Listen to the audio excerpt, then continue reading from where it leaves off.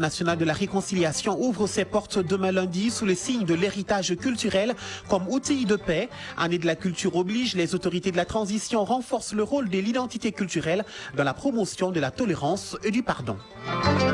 Saint-Pétersbourg en Russie, le ministre en charge de la culture est sur place. Après des séances de travail avec son homologue russe, les deux ministres projettent de signer très prochainement un mémorandum d'entente relatif aux pistes de coopération dans le domaine de la culture.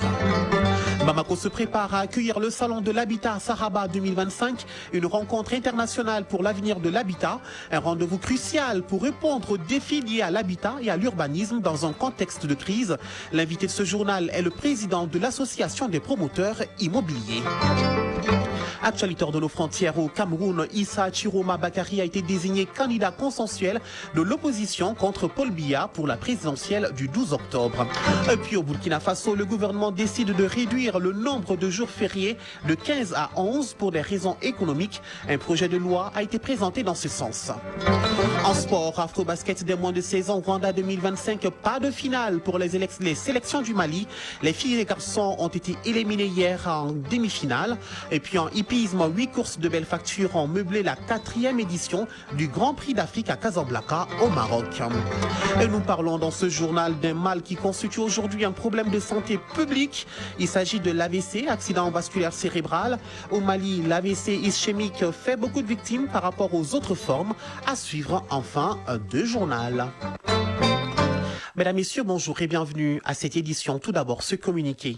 Dans le cadre des opérations de surveillance aérienne et sur la base du renseignement exploité, les FAMA ont effectué avec succès ce jour 14 septembre 2025 une frappe sur un objectif terroriste situé dans le village de K2, situé à 6 km à l'est de Dogofri, région de Ségou. L'état-major général des armées réaffirme le plein engagement des FAMA à éradiquer la nébuleuse terroriste sur l'ensemble du territoire national.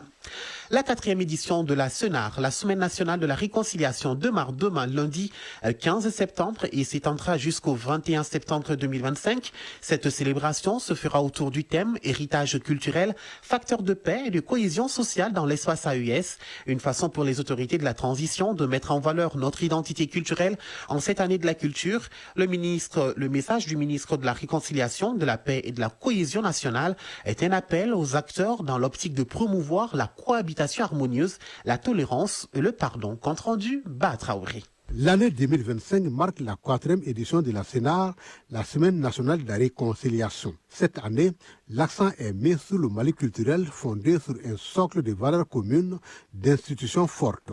Des valeurs qu'il faut à tout prix conserver en cette année décrétée année de la culture par les autorités. Pour ce faire, le thème choisi porte sur héritage culturel, facteur de paix et de cohésion sociale dans l'espace AIS. Général des corps d'armée Ismaël Ouagué, ministre de la Réconciliation, de la Paix et de la Cohésion nationale. Notre richesse la plus précieuse réside dans notre diversité ethnique et culturelle. Une force monumentale qui forge l'âme de notre nation. Cette force puise sa vitalité dans nos valeurs ancestrales et intemporelles, telles que le Sinankouya, la parenté à plaisanterie, qui désamorce les tensions et soude le lien social, le Sigignoroya, le bon voisinage, fondement de toute coexistence harmonieuse, le Bouraya, les alliances entre familles, le dialogue permanent et le pardon. Érigés en principe sacré par le peuple dans notre charte nationale pour la paix et la réconciliation nationale, ces valeurs constituent bien plus qu'un héritage, elles sont notre boussole commune qui doit inspirer et guider chaque initiative, chaque action et chaque décision pour bâtir le Malikoura.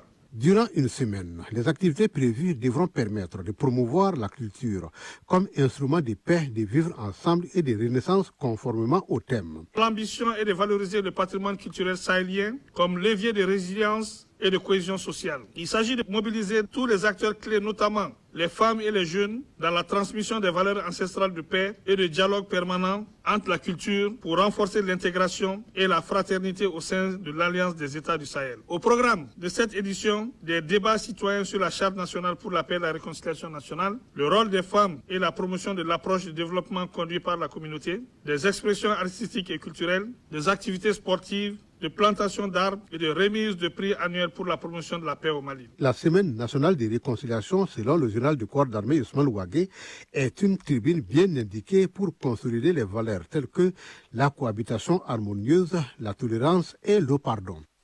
13h06. À présent, le compte à rebours est lancé pour la 8e édition du Sahaba 2025, le salon de l'habitat. Les grandes lignes de l'événement ont été dévoilées au ministère en charge de l'urbanisme et de l'habitat. Prévu du 9 au 11 octobre à Bamako, le salon se tiendra sous le thème Résilience face aux crises urbaines.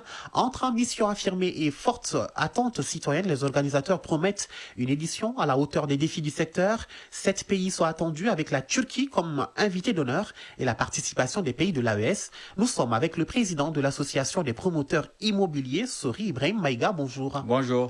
Merci pour votre présence. Déjà, rappelez-nous l'idée derrière le salon de l'habitat. Alors, en 92, la Constitution, au même titre que la santé et la culture et puis l'éducation, elle reconnaît l'immobilier comme le logement comme un droit à tous et puis un devoir de l'État.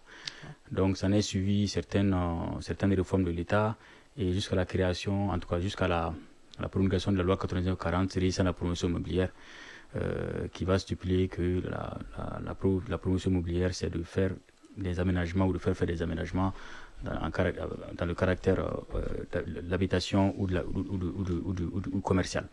Donc, en vue de résolver leurs difficultés, en vue de pouvoir parler avec une seule voix. Donc les promoteurs sont réunis pour créer l'association des promoteurs immobiliers du Mali, donc qui, entre autres, est là pour unifier les promoteurs, pour renforcer justement la profession, veiller à l'application des textes, ainsi de suite. Alors le salon, la première édition du salon s'est déroulée en 2006, d'accord. Donc il y a une vingtaine d'années, parce qu'on a vu la nécessité de créer un cadre de concertation permanent. C'est une activité biennale qui permet à ce que tous les acteurs du secteur, les parties prenantes se réunissent pour non seulement proposer les innovations en termes de construction de logements, mais également il y a un volet aussi scientifique, notamment qui traite justement les sujets comme c'est le thème qu'on a choisi aujourd'hui. D'accord. Ouais. Et vous êtes à votre 8e édition, et quel est l'objectif derrière cette 8e édition et comment ça va se dérouler? Alors généralement, on l'organise en partenariat avec le ministère de l'Habitat. D'accord. Et cette année, il y a une innovation, il y a le ministère de l'Industrie. Donc il est lieu ici de les remercier pour leur accompagnement indéfectible pour la réussite de toutes ces éditions du salon. Donc je remercie le ministre de l'Habitat, M. Imiram Abdoulaye Touré, et puis le ministre de l'Industrie, M. Moussa Alassane Diallo. Alors on le fait avec les institutions, on apporte un caractère institutionnel pour qu'on puisse avoir le maximum de mobilisation, notamment avec les institutions qui sont à l'extérieur, notamment les grands groupes, les banques de développement, pour qu'ils viennent échanger avec nous, pour avoir une vision plus globale, holistique des problématiques de l'habitat. Donc on le fait sur 3 volets. Donc c'est organisé au CICB, il y a le volet exposition où les acteurs, où l'industrie locale, les usines et tout cela viennent faire des expositions des produits innovants qu'ils ont. Les promoteurs immobiliers aussi seront là pour proposer justement des programmes immobiliers qui sont les dates. Et aussi, comme je l'ai dit, il y a le côté scientifique qui va maintenant traiter les sujets préoccupants, les sujets justement d'ordre public. Et justement, vous avez choisi comme thématique résilience face aux crises urbaines. Pourquoi ce thème? Alors, dans un élan de souveraineté, d'accord, de résilience, je crois qu'il est important c'est un sujet interpellateur, pertinent, parce que avec la démographie croissante, il va falloir qu'on trouve des solutions, anticiper des solutions pour faire face à cet accroissement démographique-là. Et dans un souci de souveraineté, et voir comment est-ce qu'on peut créer un écosystème et renforcer nos économies locales, créer des industries, la production de matériaux locaux, pour justement pallier à la dépendance qu'on a de l'extérieur. Parce qu'il faut dire que 60% des intrants qui rentrent dans le processus de construction de logement proviennent des ports de débarquement de la Côte d'Ivoire ou du Sénégal. Et il est difficile avec tout ce qui se passe entre les tracasseries routières, les taxes douanières et autres, qu'on puisse sortir par exemple un logement à un prix raisonnable. Raisonnable, c'est-à-dire? Raisonnable, bon, c'est 15 millions. La villa? Voilà, le logement. Parce qu'il faut comprendre que le Mali était dans une dynamique qui fait que la production de logements pèse énormément sur le budget national. C'est quelque chose qui ne peut pas continuer. Donc les ressources publiques ne suffiront jamais. Dans aucun pays du monde entier, un État peut continuer de façon perpétuelle à produire du logement. Donc il faut obligatoirement créer un caractère public et privé pour pour faire venir en tout cas l'investissement privé, libérer le secteur privé son investissement pour faire face. C'est-à-dire les promoteurs, les banques, mais l'État va être, comment on appelle, l'interface pour faciliter les choses. Mais vous ne pensez pas même qu'une villa à 15 millions n'est pas à la portée de la bourse du Malien? Bon, en fait, c'est une question un peu compliquée, mais je sais que nous sommes en train de réfléchir sur les solutions novatrices pour aller même moins que ça. J'ai 15 millions, bon, c'est ce qu'on va peut-être proposer cette année au Saba. C'est déjà pas mal, parce que vous savez que le logement est subventionné par l'État. Quand on s'inscrit, comme on appelle, aux logements sociaux, ne pensez pas que ce que vous payez, c'est ce qui est le plus coûtant. C'est-à-dire que l'État prend presque 15% du montant du logement. Donc il faut sortir de ce système-là. Et comme je l'ai dit, si on arrive à créer les conditions qu'il faut, on pourra effectivement commencer à produire les logements, même moins que 15%, par exemple, pour produire des logements cosmétiques ou à moitié nus, ainsi de suite. Il faut aussi penser à faire une éducation financière et puis revoir un peu, changer un peu nos habitudes. C'est-à-dire que le Malien est habitué à avoir sa villa. D'accord? Donc il faut penser peut-être à la construction verticale pour essayer de diviser les coûts du logement. Et voilà, un appartement coûtera beaucoup moins cher qu'un logement, mais en tenant compte de toutes les commodités qu'un logement peut octroyer justement à un acquéreur. En quoi ce salon peut-il influencer les politiques publiques en matière d'urbanisme et d'habitat au Mali? Mais le Saba, les associations, nous sommes des indicateurs, nous sommes des interfaces entre l'État et puis c'est sur nous que les États, les institutions se basent pour avoir justement les données. Nous avons par exemple les 20 000 logements sociaux qui ont été construits au Mali, c'est les promoteurs de la PIM. Okay? Nous avons milité pour mettre en place, comme je dis, on a levé des fonds, d'accord, pour les mettre à disposition auprès des banques ici, parce que bon, les banques ne disposent pas des ressources longues, et on a pu avoir des fonds, et on les a mis à disposition avec des taux assez compétitifs. Nous élaborons des recommandations, nous faisons des propositions et puis on fait des recommandations à l'État, mais on est là pour alerter. Nous ne sommes pas les pouvoirs publics. Maintenant, c'est à eux de tenir compte ou pas de nos recommandations. Mais très généralement, je pense qu'ils le font. Okay. Par exemple, la révision de la loi 9940, ils l'ont fait. Les dysfonctionnements liés justement à l'application des textes, notamment sur la promotion immobilière. Très bien. Alors, on rappelle, c'est du 9 au 11 octobre à Bamako. À quoi les participants doivent s'attendre concrètement en participant à ce salon? Des solutions concrètes? Des solutions concrètes et surtout la proximité, la mise en relation avec les banques, l'accès au financement. Okay. D'accord? Parce que beaucoup d'entre nous n'ont pas des informations sur le financement. Et comme je le disais tantôt au journal, à l'émission Actu Abdo, c'est-à-dire que 80% de ces demandeurs, 80 à 90% de ces demandeurs, les demandeurs de logement aujourd'hui au Mali sont du secteur informel. Bon, les banques ont du mal à les financer parce qu'ils ne sont pas traçables. Alors que ce n'est pas forcément les moins nantis. Donc on sera là pour les expliquer quel genre de structure de garantie on leur demande de se renter pour justement avoir des leviers qui pourront les accompagner pour avoir un prêt immobilier. Donc l'accès au prêt immobilier et comment avoir justement des parcelles pas trop chères et aussi le concept de logement à 15 millions sur lequel on va signer une convention avec une banque de la place et puis les autorités maliennes qui nous aident beaucoup justement pour la réussite de cet événement-là. Dernière question, vous vous inscrivez dans la dynamique malien logement? Bien sûr. Ok. Merci beaucoup. C'est plein d'espoir en tout cas. Sori Ibrahim Maïga, je rappelle que vous êtes le président de l'association des promoteurs immobiliers. C'est moi qui vous remercie. Très bien. Vous restez avec nous, on passe à d'autres actualités. Je vous amène à présent, mesdames, messieurs, à Saint-Pétersbourg en Russie où séjourne le ministre en charge de la culture. Il a eu une séance de travail avec son homologue russe, Olga Lyumbimova. Le concept de Mallywood, les questions mémorielles, la musique, le cinéma sont autant de questions évoquées au cours de cette rencontre. Aussi, les deux ministres projettent de signer très prochainement un mémorandum d'entente relatif aux pistes de coopération dans le domaine de la culture. Écoutons le ministre de l'Artisanat, de la Culture, de l'Industrie hôtelière et du Tourisme, Mahmoud Affé, au micro de nos envoyés spéciaux, Alousseni Touré et Abou Koné. Nous allons travailler sur la musique, nous allons travailler sur les questions de formation et de transfert de compétences, mais surtout nous allons travailler ensemble sur le cinéma, sur le cinéma malien, notre concept de Mallywood. Les Russes travaillent beaucoup, sont très en avance sur des questions de cinéma, donc nous allons échanger sur ces questions-là. Et donc nous avons convenu, naturellement, Madame la ministre a été invitée à Tombouctou pour assister à la Biennale de Tombouctou. Et donc nous allons travailler essentiellement sur le cinéma et sur la musique et sur toutes les questions de formation. Nous avons déjà 23 étudiants maliens qui sont en pleine formation et donc nous allons élargir le nombre aussi d'étudiants maliens en Russie.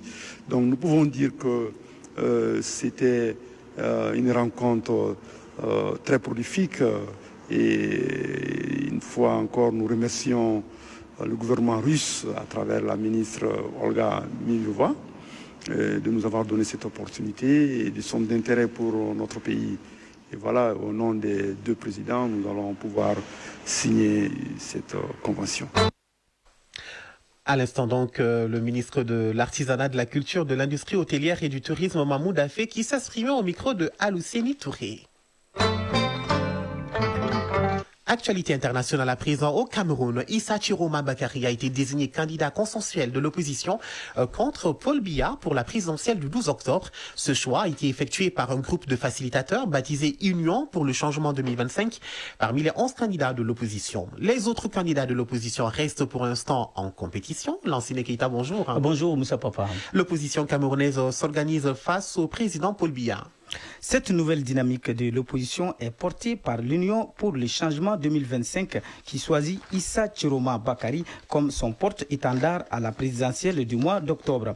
Un choix qualifié de consensuel et qui répondrait aux aspirations du peuple. Les raisons de cette désignation s'expliquent du fait qu'il est le seul à signer un engagement avec l'Union pour le changement, avec notamment le fait d'accepter d'être candidat pour un mandat unique, mandat de transition et de refondation de 3 ou 5 ans, entre autres. C'est ce qui a favorisé sa désignation comme candidat consensuel. Les facilitateurs continuent de collaborer avec les autres candidats en vue de mutualiser les énergies. Dans la mesure où 10 autres candidats de l'opposition sont en course, l'évaluation de ce concept du consensus s'est fait autour de l'acceptation du candidat et de son programme par le peuple, selon Djekam Kameni, un facilitateur du groupe qui ajoute que le consensus recherché est celui avec le peuple camerounais. Eh bien, Lassine, le candidat de l'opposition a tendu sa main aux autres candidats et s'est déjà adressé à Paul Biya. Dans une réaction après sa désignation comme candidat du consensus, Issa Chiroma Bakary a déclaré tendre la main à l'opposition, à la société civile et à la diaspora, invitant les uns et les autres à taire leur ego pour l'intérêt de la nation. Il dit également accepter la mission avec humilité, gravité et détermination. Issa Chiroma Bakary a tenu à s'adresser directement à celui dont il était il y a quelques semaines encore l'un des alliés en ces termes. Monsieur le Président, vous avez gouverné par procuration en utilisant la peur et la division. Moi, je viens avec l'espoir, la réconciliation et la volonté de rassembler tous les Camerounais. Moussa Papa, c'est donc avec assurance et espoir que le candidat de l'opposition entend affronter le président sortant Paul Biya lors de la présidentielle du 12 octobre prochain. Les explications de Lansine Keita à présent sur le dossier camerounais. Merci beaucoup.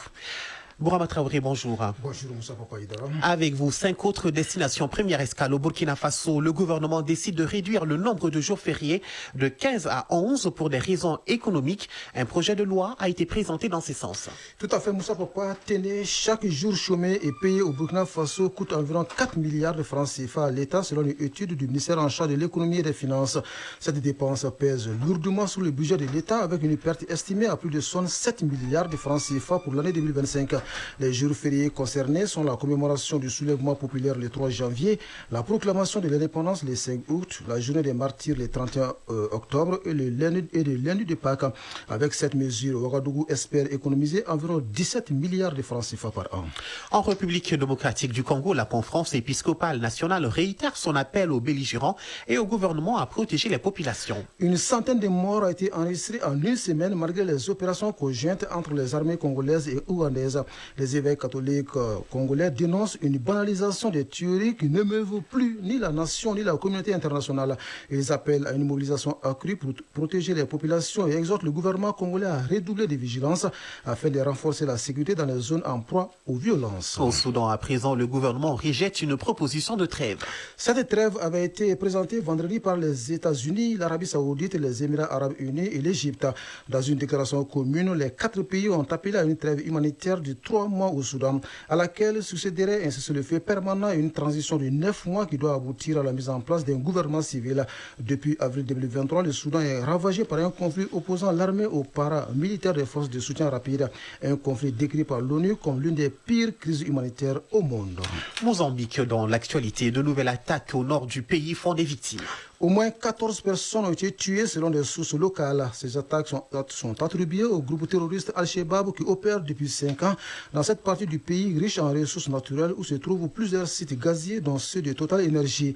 La présence des forces de défense mozambicaines et des contingents rwandais n'apporte aucune amélioration de la situation sécuritaire. À en croire le procureur général mozambicain, les chefs des organisations criminelles opèrent depuis l'étranger, ce qui complique selon lui l'action de la justice. Terminons par la Roumanie qui affirme qu'un drone a violé son espace aérien. L'annonce a été faite hier samedi via un communiqué du ministère de la Défense de la Roumanie. Le pays affirme que son espace aérien avait été violé par un drone au cours d'une attaque russe contre des infrastructures en Ukraine voisine. La défense roumaine déclare avoir dépêché des avions de combat F-16 pour surveiller la situation et ont détecté un drone dans l'espace aérien national qu'ils ont suivi jusqu'à ce qu'il disparaisse du radar. Merci beaucoup, Bourama Traoré, pour toutes ces explications. Mohamed Sangaré, bonjour. Bonjour Moussa Papa Idara. Et vous suivez le dossier américain pour nous, pour dire que le secrétaire d'État américain Marco Rubio a entamé aujourd'hui une visite en Israël après avoir réaffirmé le soutien indéfectible des États-Unis à leur allié dans la guerre contre le Hamas, et ce, malgré une frappe israélienne au Qatar qui a suscité une vive réprobation internationale. À son arrivée à l'aéroport Ben Gurion, près de Tel Aviv, le chef de la diplomatie américaine a été accueilli par deux officiers israéliens. Selon une source sur place, eh bien, cette visite du secrétaire d'État américain intervient dans un contexte diplomatique particulièrement tendu, n'est-ce pas? Oui, tout à fait, Moussa Papa Idra. Cette visite intervient alors que le président américain Donald Trump a récemment exprimé son mécontentement à l'égard de l'attaque israélienne menée mardi dernier. Cette opération visait des responsables du mouvement islamiste palestinien Hamas réfugiés au Qatar, un autre allié des États-Unis. Ce bombardement sans précédent a eu lieu dans un complexe résidentiel situé en plein cœur de Doha, la capitale du pays qui joue un rôle de médiation dans les négociations en vue d'un cessez-le-feu dans la bande de Gaza. Selon le département d'État américain, l'objectif du déplacement de Rubio est de réaffirmer le soutien des États-Unis à Israël, alors que plusieurs pays s'apprêtent à reconnaître officiellement un État palestinien lors de la prochaine Assemblée générale des Nations unies. Depuis le début de la guerre à Gaza, déclenchée par l'attaque du Hamas sur le territoire israélien le 7 octobre 2023, Israël a considérablement affaibli la direction du mouvement islamiste tout en jurant de le détruire et de l'inverser dans la bande de Gaza dont il a pris le contrôle en 2007. Sur X, Benjamin Netanyahu a justifié le bombardement en affirmant que les chefs terroristes du Hamas vivant au Qatar se moquent du sort des habitants de Gaza. Selon lui, ils ont bloqué toutes les tentatives de cesser les feux afin de prolonger indéfiniment la guerre, et se débarrasser d'eux permettrait d'éliminer le principal obstacle à la libération de tous nos otages et à la fin du conflit. Le Forum des familles d'otages israéliens estime de son côté que c'est le premier ministre israélien lui-même qui constitue un obstacle à la résolution du conflit. Chaque fois qu'un accord est sur le point d'être conclu, Benjamin Netanyahu le sabote, déclare ses proches des Israéliens enlevés le 7 octobre 2007. Très bien. Un dossier complet qui porte la signature de Mohamed Sangaré. Tout à fait. Suite de ce journal juste après cette bulle musicale.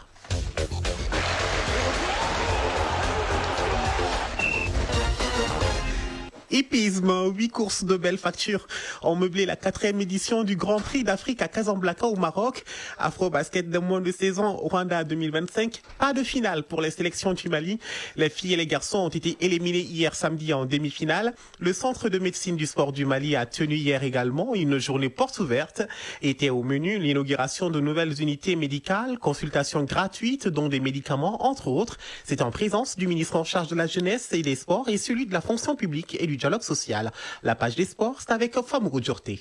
La journée porte ouverte du Centre de médecine du sport est marquée par l'inauguration et l'opérationnalisation de 3 nouvelles unités médicales de pointe, à savoir un bloc opératoire, un service des urgences et une unité de réanimation. Ces infrastructures modernes permettront désormais au centre d'assurer une prise en charge complète des sportifs, contribuant ainsi à l'amélioration de leur performance sur le terrain. Dr Lalamit Mohamed, directrice générale du Centre de médecine du sport. Le Centre de médecine du sport amorce son envol dans un environnement où le sport devient de plus en plus compétitif et exigeant en termes de suivi médical et d'encadrement. Et aujourd'hui, avec l'inauguration de ces nouvelles installations et l'opérationnalisation de 3 nouvelles unités médicales, nous permettra non seulement de prendre en charge toute blessure chez le sportif, mais également, on ose espérer que désormais, la performance sportive de nos athlètes sera au rendez-vous. Entièrement financées par le budget de l'État, les nouvelles installations du Centre de médecine du sport traduisent la volonté des autorités de renforcer les capacités du système de santé dédié au sport. À cette occasion, 2 membres du gouvernement ont effectué une visite guidée au sein de l'enceinte pour constater de visu les efforts déployés pour améliorer les conditions de prise en charge médicale des sportifs et du grand public.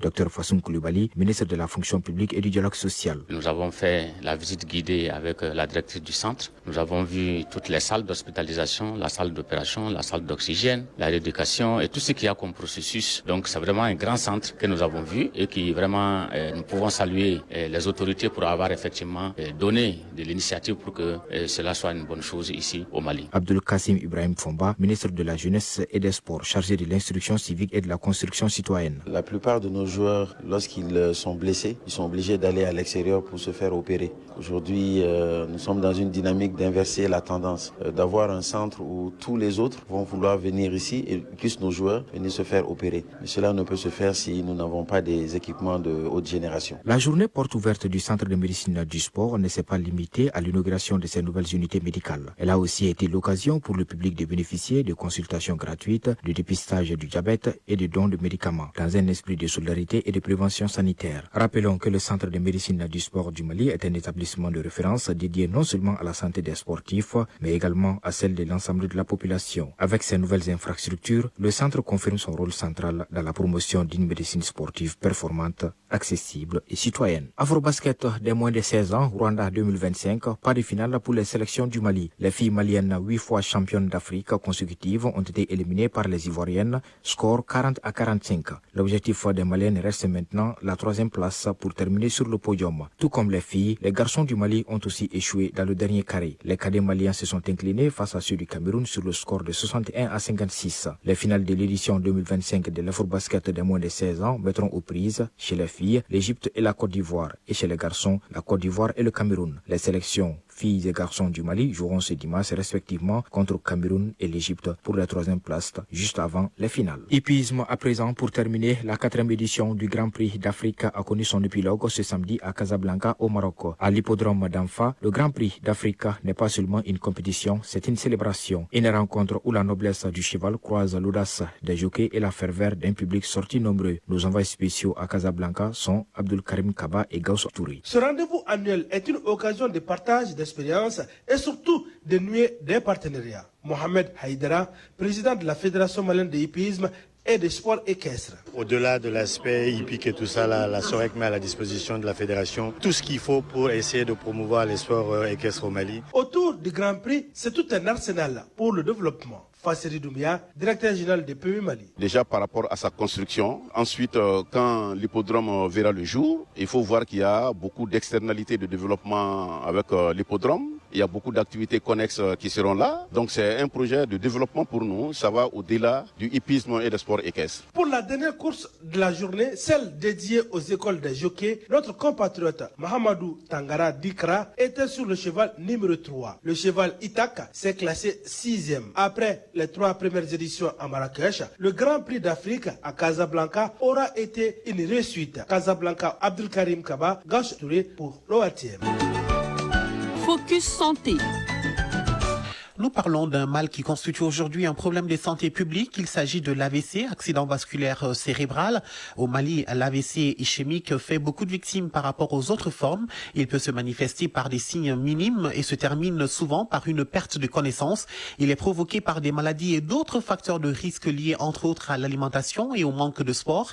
Si la prise en charge n'est pas effectuée à temps, la personne touchée peut faire le reste de sa vie avec les séquelles de l'AVC et dans les pires des cas, le décès. Combat Cissé nous en parle. L'accident vasculaire cérébral ou AVC constitue aujourd'hui un problème de santé publique. Il est considéré comme la 2e cause de décès dans le monde. Au Mali, l'AVC ischémique est la forme la plus enregistrée dans nos hôpitaux. Professeur Guida Landouré, neurologue au CHU du Point G. C'est un vaisseau, une artère qui s'est bouchée au niveau de la tête et qui fait que la partie du cerveau qui est irriguée par cette artère n'arrive plus à avoir le sang, va s'ischémier et ne pas fonctionner. Il y a aussi les AVC hémorragiques. C'est un vaisseau, une artère dans le cerveau qui se rompt et qui laisse couler le sang dans le cerveau. L'AVC ischémique atteint 85% des malades, mais l'AVC hémorragique atteint environ 15% des malades. L'AVC a plusieurs facettes et ces signes surviennent généralement de façon soudaine. Généralement, on voit un trouble du langage, c'est que la personne n'arrive pas à bien parler, à bien articuler. La personne peut faire tout le reste de sa vie sans pouvoir parler. Et ça, c'est pour les cas qui arrivent à survivre. Ça peut entraîner un trouble moteur, une faiblesse d'un hémicorps, soit du bras et de la jambe. Mais souvent, ces AVC peuvent se manifester que par des maux de tête, des vomissements, d'autres troubles qui peuvent souvent être des troubles psychiatriques. La cause de l'AVC n'est pas seulement liée aux maladies comme le diabète ou la tension artérielle. Il y a également des facteurs de risque. Qu'on appelle modifiables, ça veut dire l'alimentation, la prise excessive de sel, la prise excessive de lipides, l'obésité qu'on peut éviter, la cigarette, la sédentarité. Mais il y a des risques aussi non modifiables. La vieillesse, il y a aussi des facteurs génétiques dans l'AVC. On peut voir dans des familles qu'il y a beaucoup de personnes qui font des AVC. Si l'accident vasculaire cérébral visait les vieilles personnes, aujourd'hui tel n'est plus le cas.